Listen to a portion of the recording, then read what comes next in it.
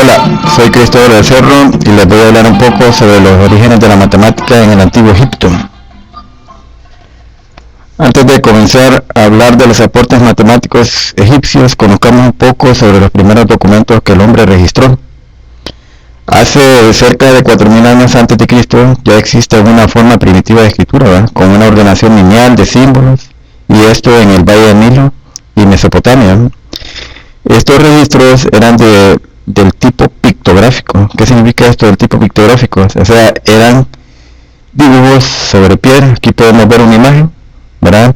Donde tenemos un registro, como lo acabo de mencionar, del tipo tipográfico, donde ustedes ven algunas figuras sobre ella, y que este tipo de símbolos o escritura se conocía con el nombre de escritura cuneiforme. Esta escritura cuneiforme era hecha con un tallo vegetal, o sea, una especie de varilla, ¿verdad? Que tenía una forma casi triangular en su punta. Más adelante vamos a dar más detalles sobre esto. De estas tablillas se han encontrado grandes cantidades, algunos se aseguran que hasta 500.000 tablillas, de las cuales una parte de ellas, una pequeña parte, habla sobre la matemática que estos practicaban.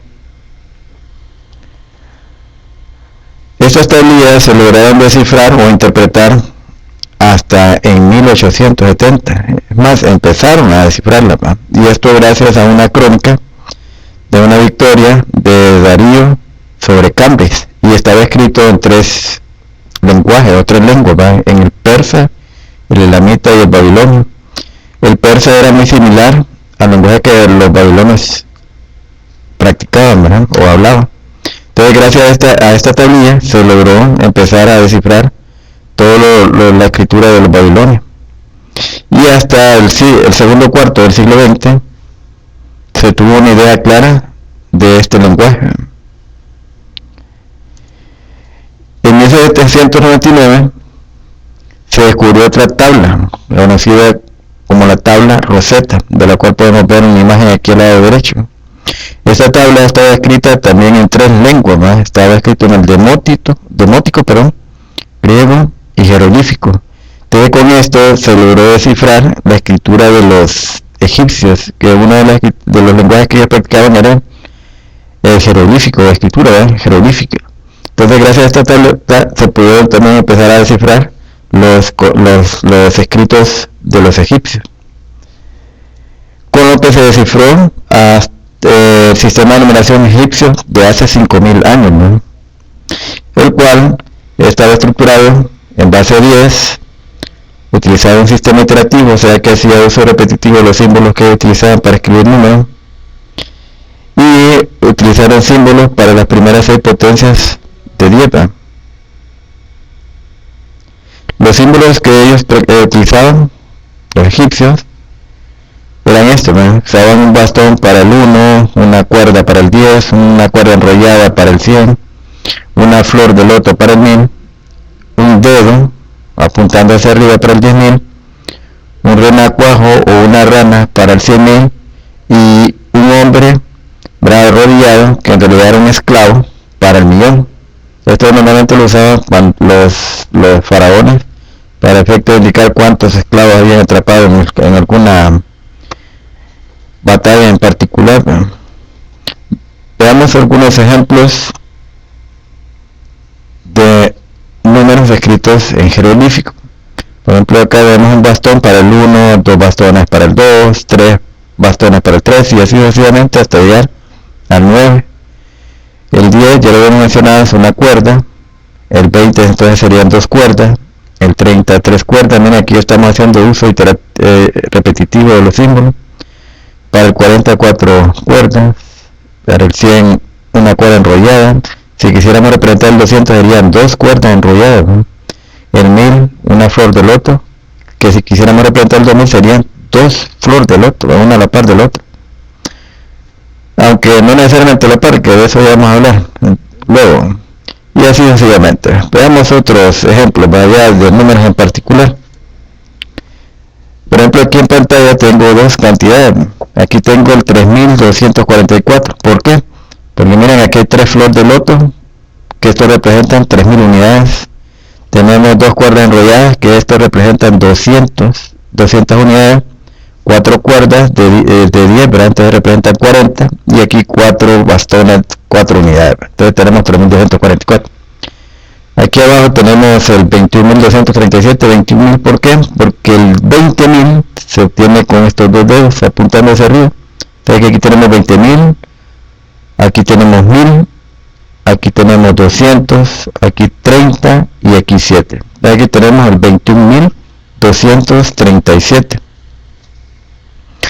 Algo interesante de observar en la escritura de los números egipcia es que los escribían de mayor a menor o bien de menor a mayor, o sea que no hacían diferencia si escribirlo de mayor a menor o de menor a mayor, que hoy tenemos un patrón ya determinado, ¿no? A veces escribían los símbolos en forma vertical u horizontal o con los símbolos invertidos. Veamos unos ejemplos. Desde acá, aquí tenemos 48. Miren cómo van escritos las cuerdas y aquí los bastones. Pero fíjense ahora acá. En el segundo ejemplo aquí tenemos 200 y aquí tenemos 30. Entonces aquí tendríamos el 5. Entonces tenemos el número 235. Esto sucedía mucho en los escritos egipcios, ya sea en piedra o en papiro o en madera. No tenía un orden definido, ¿no? Vean el tercer ejemplo acá. Aquí están todos uno sobre otro. Aquí tenemos el 200, aquí tenemos el 70 y aquí es 76. O sea que aquí tenemos el número 276. O sea que ellos se supone que colocaban los símbolos de tal manera que ocuparan algún espacio que ellos en particular tenían, contaban para poder escribir ese número. En esta diapositiva podemos ver un ejemplo real de un número escrito en piedra. Si ustedes observan, el número comienza aquí, ¿ve? Con un esclavo, ¿verdad? Con 3 renacuajos, los 3 dedos, las 3 flores de loto, las 3 cuerdas enrolladas, 3 cuerdas y un palote. Entonces, si ustedes ven toda esta cantidad, aquí tenemos representado el número 1.333.331. Entonces, este es un ejemplo vivo sobre el uso de los números jeroglíficos en monumentos, ¿verdad? Monumentos egipcios. Ahora les voy a mostrar otro ejemplo del uso de los números jeroglíficos. Aquí vemos en una imagen lo que se conoce hoy como la masa del rey Narmer, ¿verdad? Sobre esta masa aparecen ciertos relieves, ¿verdad? Que aquí al lado derecho podemos ver una imagen de lo que está sobre esta masa, ¿no? Entonces, si ustedes observan muy bien, aquí podemos ver en la parte inferior que están haciendo uso de números jeroglíficos, los cuales los aislamos aquí abajo. Entonces aquí lo que está hablando es de 4.000 toros, y este está hablando de 1.000.000, aquí está el millón arriba, 1.400.000, 22.000 cabras. Y aquí aparece, vea que aparece el hombre, ¿verdad? El esclavo que les digo, o el prisionero. Entonces aquí está hablando de 1.120.000 prisioneros, ¿verdad? Entonces este es otro ejemplo vivo sobre el uso de los jeroglíficos, ¿verdad? Para representar algunas de las actividades que los egipcios realizaban. Los egipcios sabían que al salir la estrella Sirio al oeste antes que el sol, ya estaba próxima a la inundación que se provocaba en el valle de Mesopotamia, ¿verdad? A causa del río Nilo, evento que los egipcios habían detectado que ocurría cada 365 días, por lo que ellos aprovecharon a establecer un calendario conformado por 12 meses, los cuales estaban conformados también por 30 días, y dejaban 5 días anualmente para días festivos. Ustedes sabrán que el año no tiene exactamente 365 días, ¿verdad? Hoy en día se sabe que el año tiene 365 días, 6 horas, 9 minutos y 9.76 segundos aproximadamente. E incluso aquí todavía falta una pequeña fracción de tiempo. Por lo que el calendario egipcio provocaba un desfase o un error de un cuarto de día, que es el equivalente a 6 horas. Por lo que el calendario egipcio se sincronizaba, o sea, que volvía a estar conforme a las estaciones del año cada 1460 años. En el año 139, el calendario estaba de acuerdo con las estaciones, el calendario egipcio. ¿Por qué sabemos esto? Porque un escritor llamado Censorino, que existió alrededor del 238 después de Cristo, nos dice que el calendario egipcio estaba de acuerdo con las estaciones en el año 139 después de Cristo. Esto ha permitido a los expertos establecer una fecha aproximada de cuándo fue instituido el año calendario de los egipcios, y se ha establecido que fue aproximadamente en el 441 antes de Cristo, considerando que cada año se está desfasando el año un cuarto de año, o sea, 6 horas. O si consideramos el año con 365.249258, ¿verdad? Que sería la fracción de día decimal por año, entonces tendríamos que el calendario fue instituido en el 4228 antes de Cristo. Otros investigadores suponen que pudo haber sido en el 2773 antes de Cristo. Estas realmente son suposiciones. Recuérdense que no tenemos nada escrito que pruebe esto, solo son meramente suposiciones. Bien, vamos a ver ahora un video, ¿verdad?, donde se explica cómo los egipcios establecieron su calendario. Ángel Berechemo, 3 estaciones. Los meses y esto dónde están. Primero, disco solar quiere decir día. Eso es un mes contando. El día 20, ¿20 cuánto esto? ¿Cuántas rayas hay? 26, 20, 7, 20, 8. Es el 29 el penúltimo día. Una raya así en el medio quiere decir que es el penúltimo día, que casi ya está terminando. El día 30, este signo quiere decir bah, se acabó, que se acabó el mes, el último día. El día 30, 28, 29, 30. Ahora empieza el mes nuevo, el mes siguiente, ¿sí o no? Pues empieza con el primer día, disco solar, una raya el primer día. Del tercer mes, porque de la tercera estación, tienen 3 estaciones, Ángel Berechemo. Entonces de la tercera estación, el tercer mes, que cada estación tiene 4 meses. Entonces puede ser el primer mes de la tercera estación, el segundo mes, el tercero. Repito, el primer día del tercer mes de la tercera estación, el segundo día del tercer día, el cuarto, con un calendario. Así, delante de cada día, lo que tenían que hacer siguiendo la otra pared, y así hemos podido, como os he dicho, conocer todo lo que hemos contado, estaciones, meses, semanas, números, a través de este diario famoso de Común.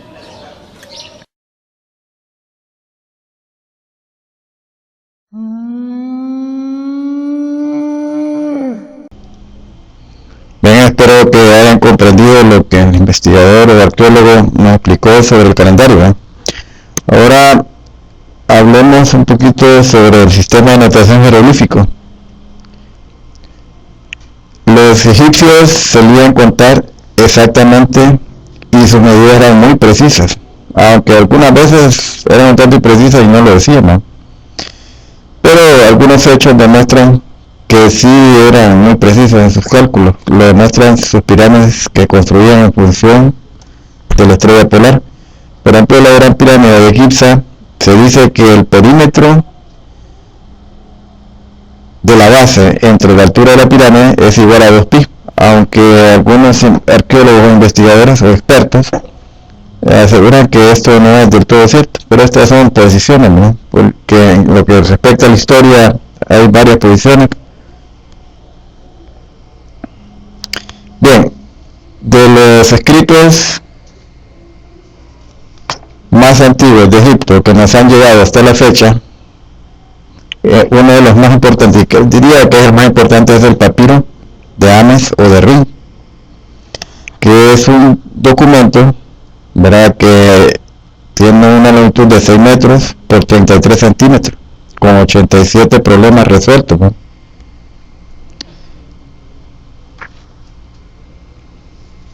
Este papiro fue comprado por Rin en el año de 1858. Este señor Rin se llamaba, su nombre completo era Henry Rin, y era un anticuario escocés, y lo compró en una ciudad comercial del Nilo. Este papiro fue escrito por el escriba Ames en el año de 1650 a.C. y, como se había mencionado, consta de 81 problemas sobre fracciones, y la escritura que se utiliza ahí es del tipo hierática o sagrada. Hasta ese momento habíamos hablado de un tipo de escritura egipcio que era el jeroglífico, pero tenían otro tipo de escritura que era el hierático, que era una escritura que realmente solo utilizaban los altos jerarcas de Egipto. Los conocimientos que están escritos en el papiro de Ames se supone que son conocimientos que provienen del arquitecto y astrónomo y médico Imhotep, que este señor existió alrededor del 2650 y 2600 a.C. Este hecho prueba que la matemática egipcia se destacó aproximadamente unos 2000 años. ¿Por qué digo esto? Porque Ames escribió el documento, o sea, el papiro del cual estamos hablando, en el año 1650 a.C. Y los conocimientos que él escribe ahí provienen de Imhotep, que existió aproximadamente 1000 años antes, ¿no? Y luego de esta fecha en el cual Ames escribe, la matemática prácticamente no sufrió cambio alguno, ¿verdad? O sea, hasta como el siglo 6 o 7 antes de Cristo, la matemática no sufrió grandes cambios trascendentes en Egipto. Por esa razón es que se deduce que la matemática egipcia se estancó unos 2000 años, no progresó, no desarrolló. La numeración que utiliza este documento es de base 10, utiliza lo que se conocen como fracciones unitarias, que vamos a hablar más adelante de ellas. Hay problemas que tienen que ver con ecuaciones, y con geometría y con aritmética.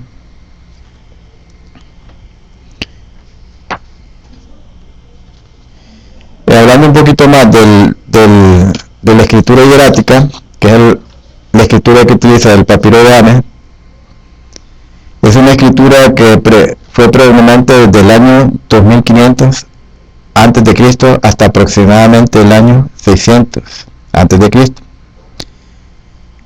La numeración que utilizaba en la escritura hierática era diferente a la jeroglífica, y los símbolos se pueden ver aquí abajo. Por ejemplo, el 1 coincide con el jeroglífico, que es un palote, el 2 igual 2 palotes, el 3 3 palotes, pero ya aquí empiezan a aparente. Miren, el 4 es un palote pero casi de manera horizontal, y así sucesivamente cada símbolo va cambiando en relación con los símbolos jeroglíficos. Aquí muestro algunos ejemplos. Aquí tengo el número 28. Si ustedes observan algo en particular en el número 28, si ustedes observarán, la cifra que corresponde a las unidades está escrito en el lado izquierdo, que no es la forma en que nosotros actualmente lo hacemos. Sin embargo, al igual que en la escritura jeroglífica, en la escritura hierática también había un orden así definido, ¿no? O sea que a veces lo escribían de izquierda a derecha las cifras, de menor a mayor o de mayor a menor. Aquí tenemos otro ejemplo. Aquí está el 2765. Si ustedes observan, la primera cifra es el símbolo que corresponde al 2000, que aquí lo podemos ver en la tabla. El 700 igual, el 60 también está acá, y el 5. Y así, si ustedes se fijan, esta escritura es mucho más económica en cuanto a la cantidad de símbolos que utiliza el jeroglífico. Y esta es la escritura que utilizaron para escribir el papiro de Ame.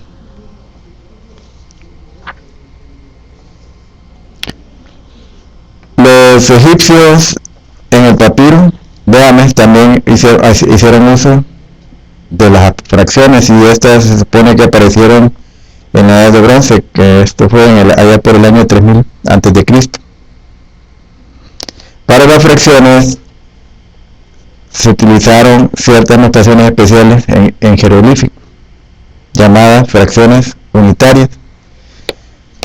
Aquí en la imagen podemos ver que una fracción unitaria es una fracción cuyo numerador es 1. Y para denotar una fracción unitaria, arriba de un numeral en jeroglífico escribían una especie de óvalo o una boca abierta, y debajo escribían el valor del denominador. Por ejemplo, aquí tenemos un tercio, entonces aquí tenemos un tercio. Aquí tenemos la boca que indica que tenemos una fracción unitaria y el denominador quedaría 4. Entonces aquí tenemos un cuarto, un quinto, un sexto, un séptimo, y así sucesivamente. Si ustedes observan, tenemos ciertas notaciones o símbolos especiales para algunas fracciones. Por ejemplo, el 2 tercios. El 2 tercios era una boca abierta y una cuerda que enrollaba toda a la boca o el óvalo. O bien utilizaba también este símbolo que está aquí arriba.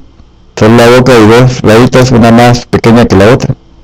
Estas fracciones, como es el 2 tercios, el 1 medio igual, es un símbolo especial, pero no quiere decir que no pudiera escribir con la otra notación, también se podía hacer. Otra fracción especial era el 3 cuartos, ¿no? Es una boca con 3 rayitas. Entonces, estos eran símbolos especiales para estas fracciones. ¿Por qué los usaban? Porque estas eran una de las fracciones predilectas de los egipcios. El 2 tercios, el 1 medio y el 1 tercio eran las fracciones que los egipcios preferían. En hierático, una fracción se distinguía de la jeroglífica en que en vez de la boca o óvalo utilizaban un punto. Si ustedes recordarán de la tabla anterior, dijimos que 8 se escribía con 2 rayas horizontales, entonces colocándole un punto arriba estábamos indicando el numeral 1/8. Y el 20, que es este símbolo que está aquí abajo, le colocamos el punto arriba, entonces tenemos la fracción 1/20. Entonces aquí tenemos los dos tipos de notaciones en cuanto al jeroglífico y el hierático. Algo curioso en Egipto fue un símbolo que los egipcios le otorgaban o le asignaban propiedades místicas, que es el símbolo conocido como el ojo de Horus. Los signos de una progresión geométrica de fracciones fueron tomados de las partes que componían el jeroglífico del ojo de Horus. Veamos una imagen del ojo de Horus. La tenemos. Si ustedes se fijan, sobre la imagen del ojo de Horus tenemos ciertas fracciones, ¿no? Aquí en este lado izquierdo tenemos el 1 medio, o sea que este símbolo o esta figura sobre la cual está el 1 medio lo utilizaban para representar un medio. El iris del ojo representado en 1/4, esta figura un 16avo, y así sucesivamente. Estos símbolos que los podemos aquí colocar de manera separada, aquí tenemos, miren, 1 medio, miren la figura sobre la cual está 1 medio, entonces aquí la tenemos acá. Entonces esto lo usaban los egipcios para representar 1 medio. El iris, o sea, este círculo de circunferencia para 1/4. La parte superior del ojo para 1/8, y así sucesivamente podemos encontrar los otros símbolos. Estos símbolos los utilizaban los egipcios para expresar medidas agrarias de capacidad y volumen. Prácticamente solo para eso se usaban este tipo de fracciones, porque en la diapositiva anterior yo les expliqué que 1/4, normalmente lo que hacían los egipcios era escribir una boca y 4 palotes. Pero estos símbolos especiales que acabo de explicarles lo utilizaban para efectos de expresar medidas de capacidad y de volumen.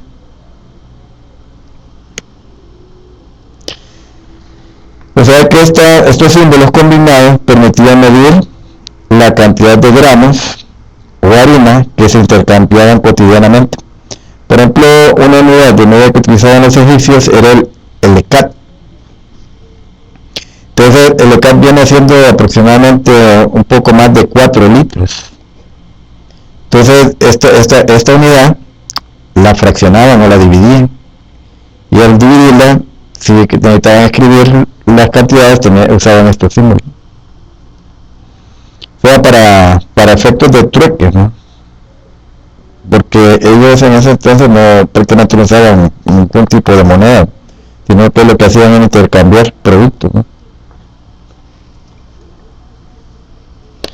Como les mencionaba, ¿no? Las fracciones preferidas de los egipcios eran el 1/2, el 1/3 y el 2/3, ¿no? Eran tan especiales que para calcular el 1/3 de un número, primero calculaban los 2/3 y luego la mitad de 2/3 para llegar al 1/3, para que vean, ¿verdad? ¿Cómo hacían esto? Bueno, ellos tenían ciertos métodos que los podemos representar como fórmulas. Ahora que quede claro, los egipcios en realidad no usaban fórmulas. Lo que ellos hacían era desarrollar un procedimiento que era el equivalente a esas fórmulas que les voy a explicar ahorita. Por ejemplo, si ellos querían calcular el 2/3 de una fracción, lo que hacían era este procedimiento. Si vamos, tuviera aquí un quinto, entonces 2/3 de un quinto sería 1 sobre 2 por 5 más 1 sobre 6 por 5. O bien podrían usar esta otra fórmula.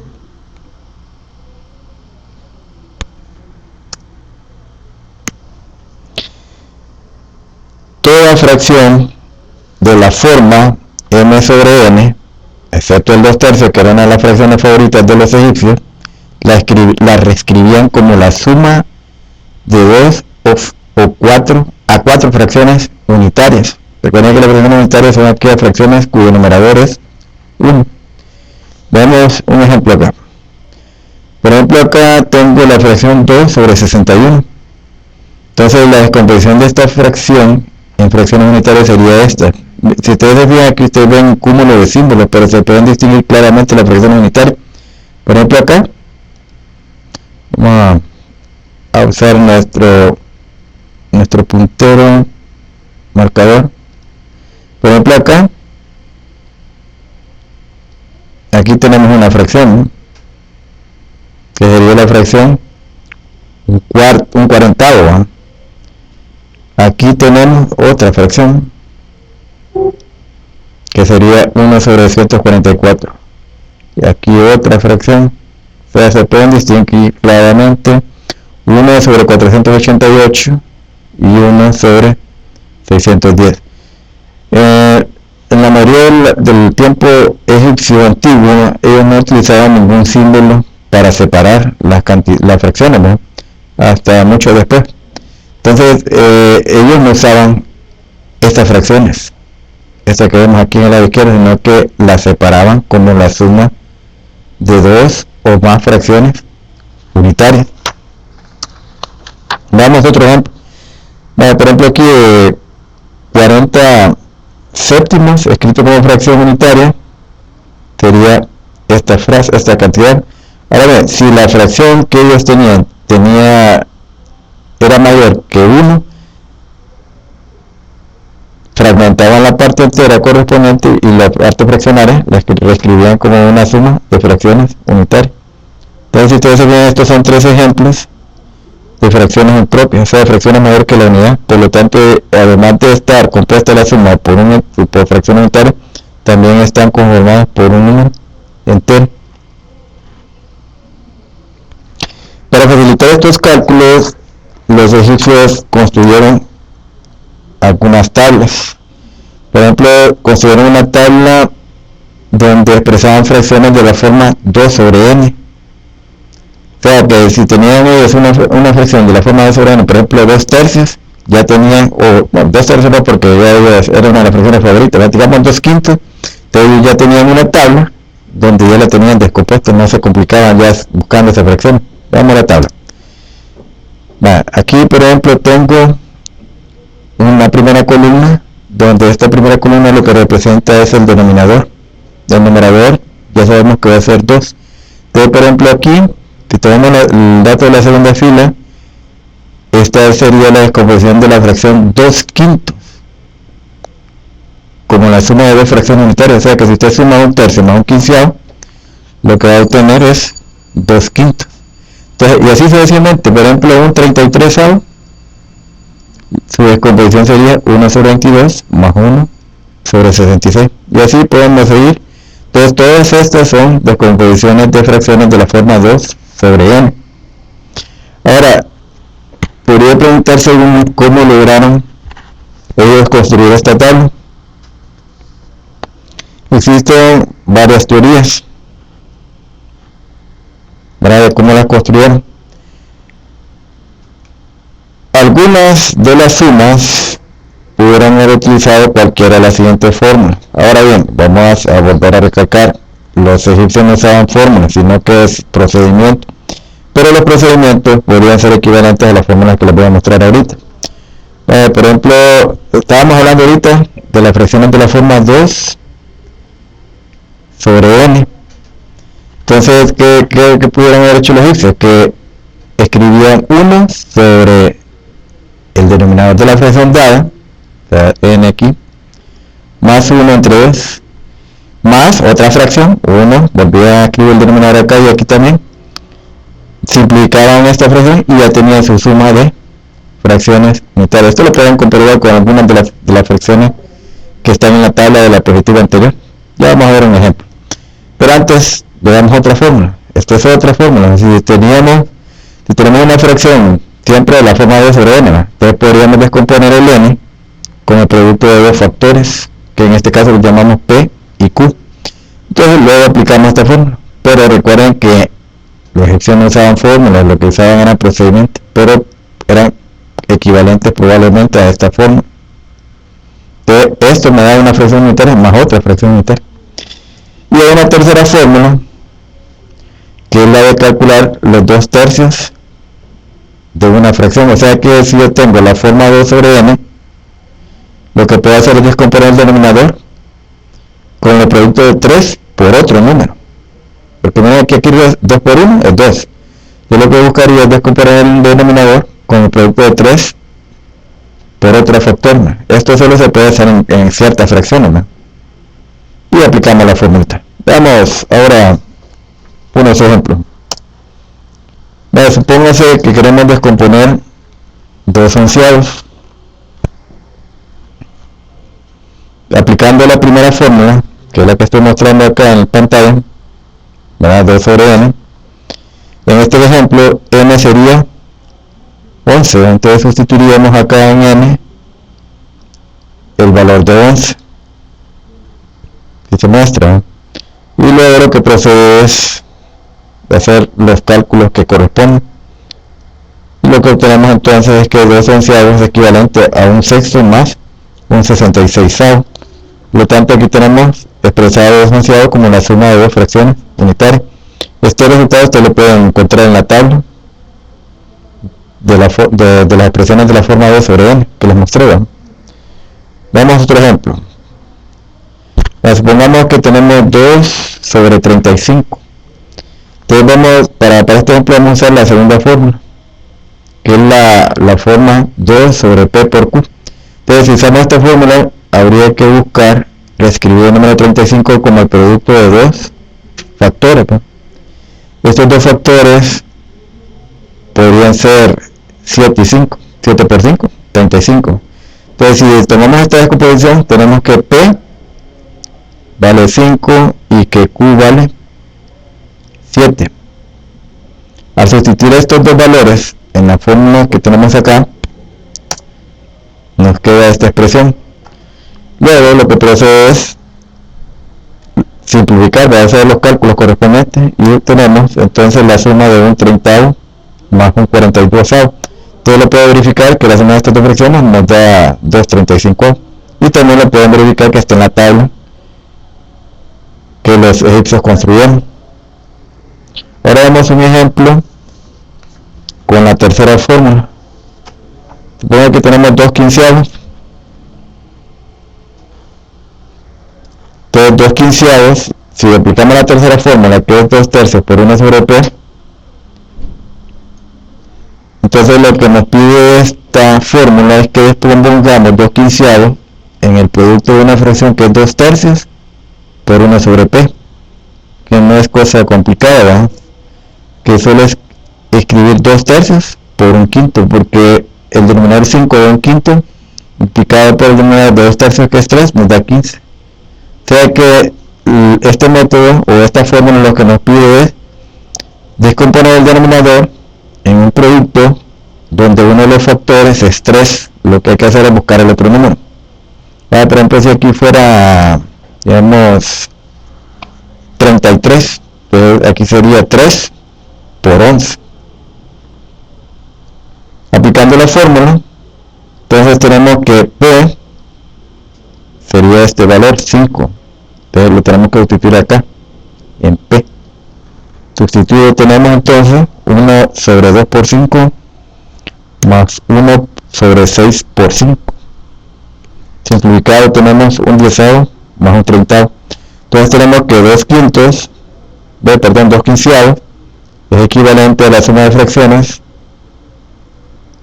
un 10avo y un 30avo, el cual también podemos encontrar en la tabla que construyeron los egipcios. Fue que los egipcios no necesariamente pudieron haber utilizado una única forma o un único método para construir la tabla.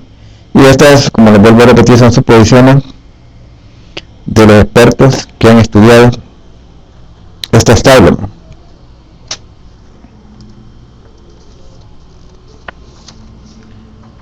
Bien, para descomponer algunas fracciones, los egipcios calculaban sucesivamente la mitad o un tercio de la fracción dada. Esto en algunos casos particulares de la tabla, ¿no? Y buscaban otra que sumara a la que se descomponía. Vamos a un ejemplo. Aquí tenemos la fracción 2 quintos. Entonces yo ahorita les acabo de decir que los egipcios lo que hacían era calcular o bien la mitad de la fracción dada o un tercio de la fracción dada. En este caso calculaban el 1 tercio de la mitad de 2 quintos, que en este caso la mitad de 2 quintos es 1 quinto. Miren, o sea que aplicaban las dos formas que les acabo de mencionar. Calculaban la mitad de 2 quintos y luego le calculaban el 1 tercio y a la vez le sumaban el 1 tercio. Ya obtenían una suma de fracciones unitarias que al sumarlas me da la fracción dada. Veamos otros ejemplos. Por ejemplo, 2 séptimos. La mitad, ¿cuál es la mitad de 2 séptimos? Es 1 séptimo. En este caso, le aplicaban nuevamente la mitad y a esta mitad nuevamente la mitad, pero le sumaban las dos mitades calculadas, se las sumaban. Como en el ejemplo anterior, en el ejemplo anterior lo que se hacía era calcular la mitad y luego un tercio, y el tercio se le sumaba. Para acá se calcula la mitad de la mitad de la mitad, y esas dos mitades calculadas primero se suman. Y hoy tenemos la descomposición de 2 séptimos. En el caso de 2 treceavos, miren, tenemos la mitad de 2 treceavos, que es 1 treceavo. Luego le calculan la mitad y nuevamente la mitad. Luego a este cálculo le volvemos a calcular la mitad y lo sumamos. Y en este último término lo que tenemos es calculado 3 veces la mitad, ¿no? O sea, en medio. Y ese término se le suma aquí al final. Y obtenemos la suma de 3 fracciones unitarias que al efectuarla nos da el 2 treceavos. Y aquí tenemos un tercer caso que es bastante especial, ¿verdad? Y es el de que en este caso ven a calcular la mitad de 200avo, que es 1 sobre 101avo. Y a este 1 sobre 101avo le calculan la mitad, luego le calcula el 1 tercio y luego le calculan un cuarto término la mitad y el 1 tercio, ¿verdad? Y nos da esta suma. Ahora, alguien podría preguntar si por qué se complicaron tanto, si se pudo haber escrito, en vez de 2 sobre 101, se puede haber escrito 1 sobre 101 más 1 sobre 101, que era más simple. Parece ser que los egipcios, una de las reglas era no repetir fracciones, ¿no? Entonces ellos buscaban que no se repitieran. Entonces yo creo que esta fue la mejor opción que tuvieron ellos, o para hacer alguna aplicación en particular.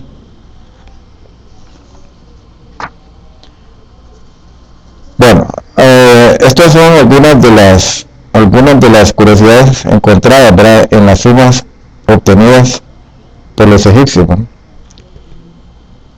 Ahora les voy a mostrar otra tabla que los egipcios también construyeron, que es la tabla que conforma las fracciones de la forma n sobre 10, ¿verdad? Entonces mira acá en donde n es un número que va desde el 1 al 9. Entonces, por ejemplo, 1 sobre 10 es 1 sobre 10, 2 sobre 10 es 1 sobre 5, esto puede verificarse fácilmente simplificando. 3 diezavos es 1 sobre 5 más un diezavo, y así sucesivamente. Lo que tenemos acá, vuelvo a repetir, son enteros cuyos numeradores, son fracciones cuyos numeradores son enteros que está comprendido entre el 1 y el 9, y el denominador siempre es 10. Entonces ya aquí lo tenemos descompuesto. Ahora, observemos el caso de 7 diezavos. Aquí, además de tener una fracción unitaria, tenemos el 2 tercios, que como les dije anteriormente, esta fue una de las fracciones preferidas que no era unitaria de los egipcios. Y aquí se vuelve a representar para 8 diezavos y para 9 diezavos. Bien, ya vimos algunos métodos de cómo descomponer una fracción en fracciones unitarias. Ahora les voy a mostrar un método que utiliza una sucesión llamada la sucesión de Sylvester, que es un método bastante sencillo para descomponer una fracción en fracciones unitarias. Supóngase que queremos descomponer 6 diezavos en fracciones unitarias. Pues el método de la sucesión de Sylvester lo que nos propone es que dividamos el numerador por el denominador. Ahora, siempre colocando el mayor de los dos, o sea que esta fracción podría estar inversa, 10 sobre 6. Entonces siempre busca dividir el mayor entre el menor, pero en este caso entonces plantearemos la división de 10 entre 6 y obtenemos nada más la parte entera de la división. O sea que no, ustedes saben que esta división se puede continuar, pero a mí solo me interesa la parte entera. Entonces, ¿qué es lo que hacemos ahora? Bueno, van a escribir la primera fracción unitaria que corresponde a la suma que vamos a obtener para 6 diezavos, y es que vamos a escribir 1, siempre vamos a escribir 1 aquí arriba, y el cociente encontrado acá le sumamos 1. Esta es regla, o sea que estos dos valores que están acá, este de aquí y este de acá, es regla. O sea que aquí vería 1, que recuerden que estamos buscando fracción unitaria, 1 sobre el cociente más 1, entonces nos da 1/2. O sea que este 1/2 es la primera fracción unitaria que le corresponde a 6 diezavos. Luego, ¿qué hacemos con este 1/2? Este 1/2 se lo restamos a la fracción que nos proporcionan, 6 diezavos menos 1 diezavo, pero menos 1/2, y obtenemos 1 diezavo. Entonces, si ustedes observan, aquí obtuvimos una fracción unitaria y ahora obtuvimos otra fracción unitaria. En este caso, al restarnos de una fracción unitaria, si esto no hubiera sucedido, que no tiene una fracción unitaria, volvemos a dividir estos dos. O sea que si aquí me hubiera dado 3 sobre 10, divido 10 entre 3, o sea, repito el proceso que es acá. Pero como de aquí nos dio dos fracciones unitarias, entonces ya ponemos el cálculo buscado. O sea que 6 diezavos es igual a 1/2, la primera fracción unitaria encontrada, y la segunda fracción encontrada, que fue la fracción dada menos la primera fracción que encontré, nos da 1 diezavo. Entonces ya tenemos descompuesto 6 diezavos con 1/2 más 1 diezavo. Vuelvo a repetir, si dado un caso aquí no hubiera una fracción unitaria, el proceso se repite, o sea que empezamos a dividir. Si aquí da 3, pues dividimos 10 entre 3 y se repite todo el proceso.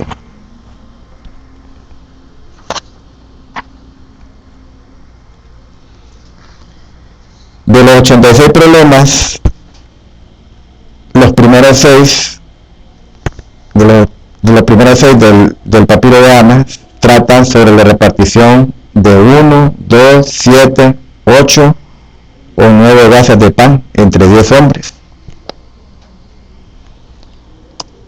Por ejemplo, el problema número 1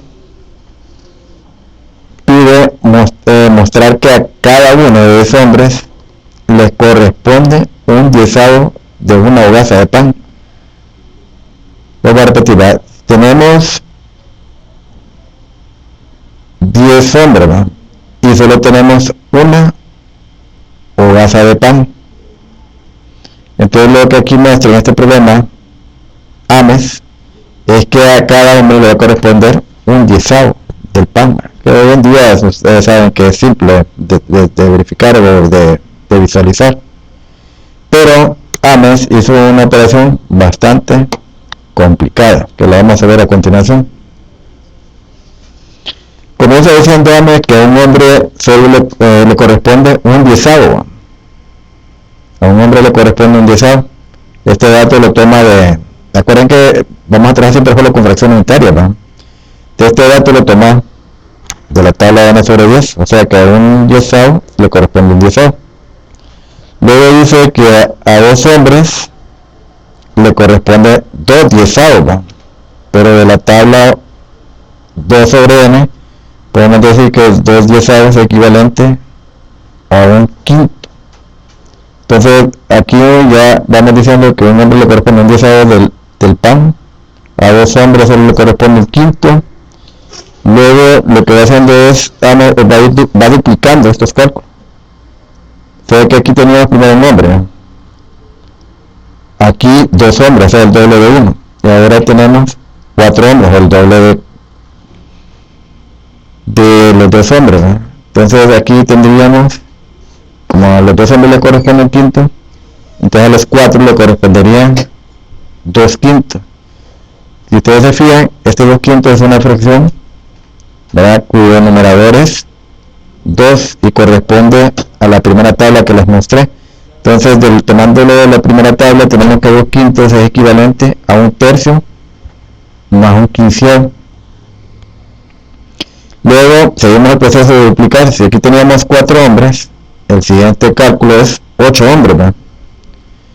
Entonces a 8 hombres le corresponderían el doble de los 4 hombres, o sea el doble de 2 quintos es 4 quintos, ¿verdad? Pero 4 quintos es lo mismo que 2 quintos más 2 quintos, que aquí lo tenemos, menos 2 quintos es un tercio más un quinceavo, un tercio más un quinceavo. Ahora bien, lo que aquí hizo Ames fue que nos suma un tercio con un tercio, nos da 2 tercios, y un quinceavo con un quinceavo nos da 2 quinceavos. Entonces aquí en la primera fracción tenemos una de las fracciones favoritas de los egipcios, por lo tanto aquí no hace nada, no descompone nada, pero 2 quinceavos es una fracción de la forma 2 sobre n. De la tabla rescatamos que 2 sobre 15 es lo mismo que un 10avo más un 30avo. O sea que aquí ya tenemos descompuesto lo que corresponde a 8 hombres.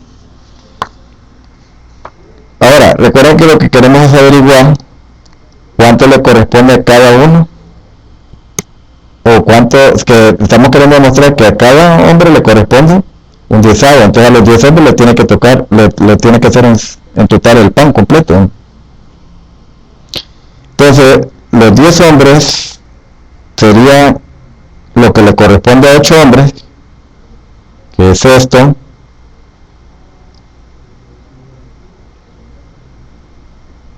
o sea esto, que está aquí, más lo que le corresponde a 2 hombres, que lo tenemos aquí arriba, esto, lo que está aquí está, más un quinto, y esto en total nos da 1. Voy a repetir aquí lo que en este problema lo que demuestra el escriba Ames es que a cada hombre de 10 le corresponde un 10avo de un pan. Entonces, si a cada hombre le corresponde un 10 de pan, al total de 10 hombres que le corresponde un solo pan. Como les dije desde un principio, antes de empezar con este problema, es un procedimiento bastante engorroso y largo el que realiza Ahmed, ¿no? Pero es interesante en el aspecto matemático.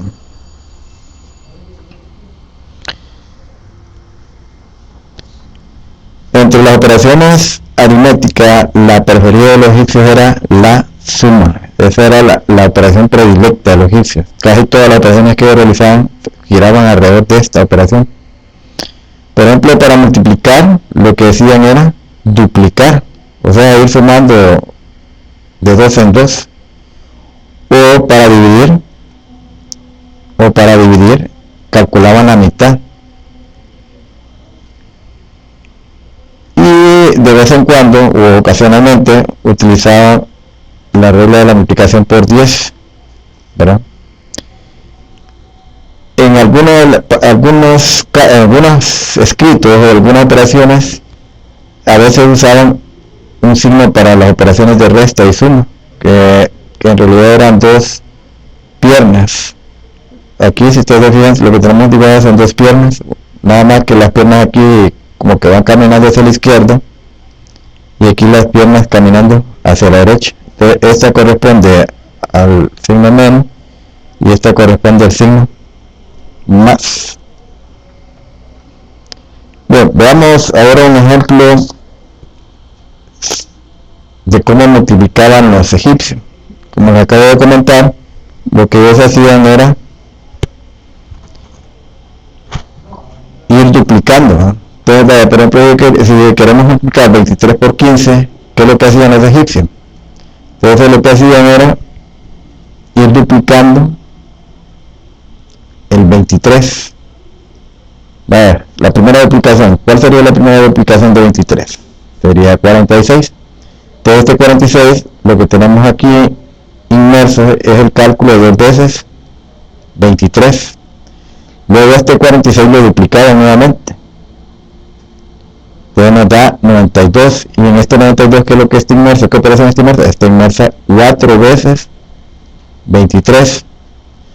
Luego nuevamente duplicaba el 92. Entonces nos queda 184. Y en 184 es el equivalente a tener 8 veces 23. Ahora ustedes dirán, ¿hasta dónde tenían este proceso? ¿Se acuerdan que la multiplicación en este caso lo que plantea es calcular 15 veces 23? 15 veces 23. Y aquí en el cálculo que llevamos hasta ahora, aquí tenemos 2 veces, 4 veces, 8 veces. O sea, si sumamos estos 3 cálculos, tenemos 2, 6, 14. O sea que solo nos faltaría una vez 23. O sea que, y una vez 23 es 23. Entonces luego, ¿qué es lo que hacían los egipcios? Sumaban esto. Y esta suma era el equivalente a 15 veces 23. Entonces, recalcando, ¿qué es lo que hacían? Tomaban uno de los factores, lo duplicaban y daban el cuento de las duplicaciones, ¿no? En el primer cálculo 2 veces, el segundo 4 veces, 184 8 veces, iban sumando estas veces y lo iban sumando hasta tal punto que nos diera como total el otro factor. Tenemos 2, 6, 14, 15, el otro factor, ¿no? 15 veces 23 y sumaban la duplicación y ese era el producto buscado.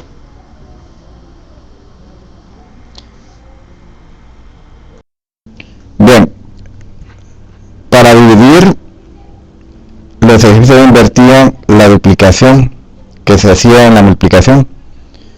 ¿Qué quiero decir con esto? O sea que lo que hacían ellos era duplicar, pero el divisor, y luego aplicaban lo que es el equivalente de la propiedad conmutativa. Veamos uno de los problemas del papiro de Ames, cómo realizaban la división.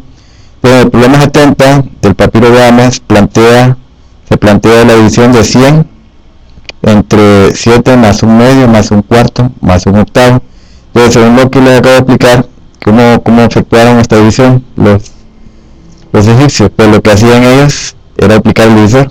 Sabemos que aquí el divisor es 7 más un medio más un cuarto más un octavo, o sea que duplicaban esto. Ahora, ¿hasta qué punto lo duplicaban?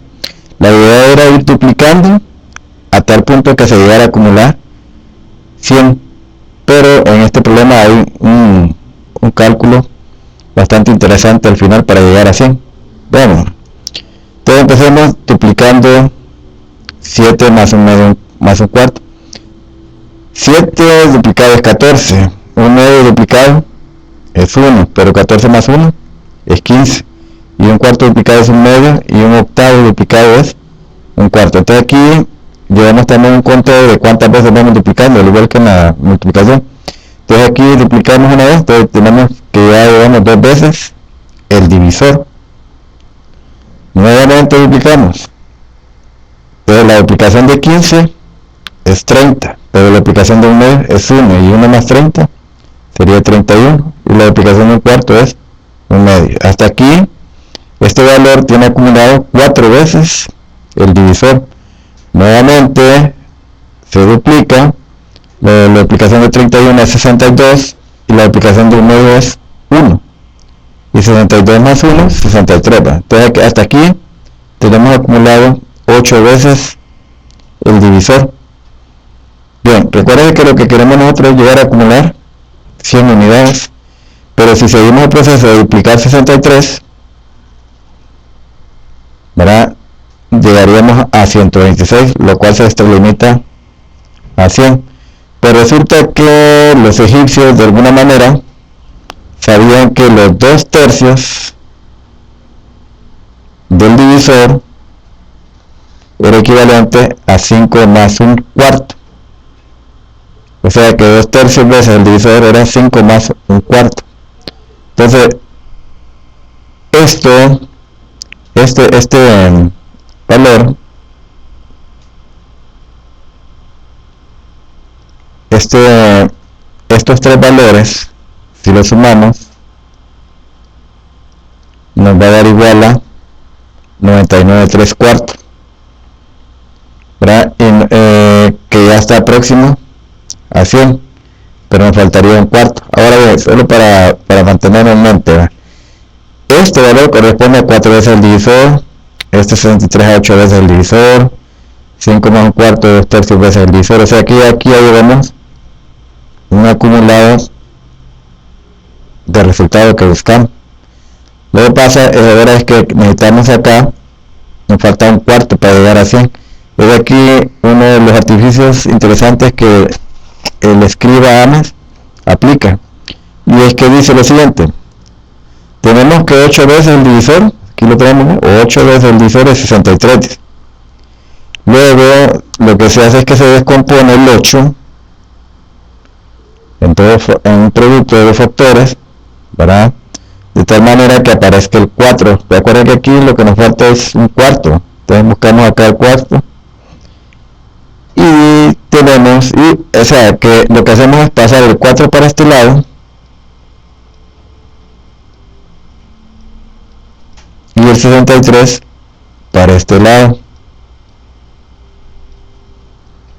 Nos queda lo siguiente: 2 sobre 63 por el divisor es igual a 1. Ahora ven, dirán, ¿de dónde sale este 1? Este 1, recuerda que 63 lo podemos escribir como 63 por 1, y pasa 63 para el otro lado, y el 4 pasa a dividir. Entonces ya aquí tenemos el 1/4 buscado, y este 1/4 que corresponde a 263 veces el divisor, ¿no? O sea que este acumulado se incrementa, este de acá, y aquí tenemos en total el ansiado de 100 buscado, que es el dividendo.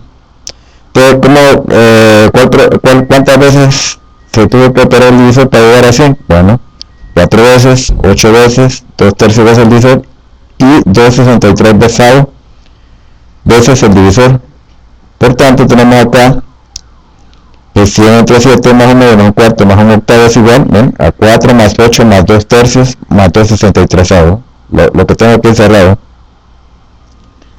Ahora bien, recuerden que los los egipcios utilizaban fracción unitaria y esta no es una fracción unitaria. Entonces de la tabla de 2 sobre n podemos obtener que 2 sobre 63 es 1 sobre 42 más 1 sobre 126.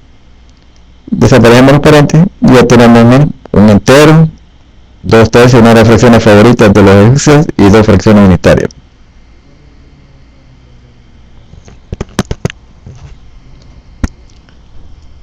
Bien, en el problema 72 nos piden calcular, o pide calcularse, el número de hogazas de pan de fuerza de 45 que son equivalentes a 100 hogazas de fuerza 10. Ya vamos a explicar qué significa esto de fuerza. Ahora, lo interesante de este problema, que es un problema que es equivalente a aplicar la regla de 3. Si lo hacemos con la regla de 3, tendríamos dos tipos de variables, ¿verdad? Que es el número de hogazas de pan y fuerza. Entonces tenemos que, antes de escribir los datos, primero veamos qué significa fuerza. Fuerza en sí es en realidad el recíproco de la densidad de un gramo. Si ustedes recuerdan, la densidad es cantidad o masa, ¿verdad? Peso sobre masa, ¿no? Entonces aquí tendríamos masa sobre peso, o sea, el inverso de la densidad. Esto es el equivalente a la fuerza, ¿no?, que los egipcios utilizaban. Bien, pues decía que ellos se preguntan en este problema si a un número de hogazas de 100 le corresponde 10 de fuerza, entonces ¿cuántas hogazas les corresponde 45 de fuerza? Ahora bien, vamos a poner algo claro. Ellos no plantearon la operación de esta manera, pero si usted lo plantea de esta manera, el siguiente paso usted ya debe saber qué es lo que sigue. ¿Cómo obtenemos el número de hogazas de pan? Usted recuerda, la regla 3 nos dice que multipliquemos el 100 por el 45 y luego lo dividamos entre 10. Pues esto fue lo que hicieron los egipcios.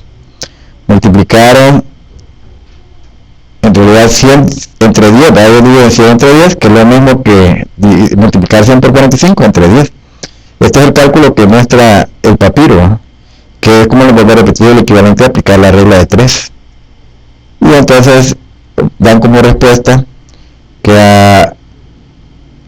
a 450 hogazas de pan le corresponde 45 de fuerza.